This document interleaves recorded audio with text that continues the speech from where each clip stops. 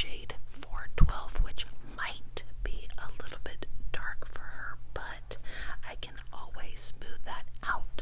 So I'm going to apply this to my wonderful luxurious concealer brush. I love this. I use this myself. This is such a beautiful brush. It is very chunky.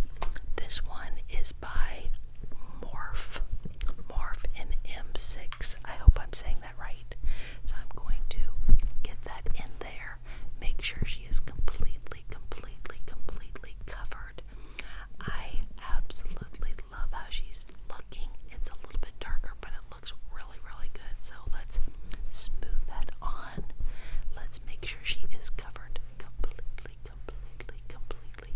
Very nice. Just a little tipple tapping. There. Wonderful.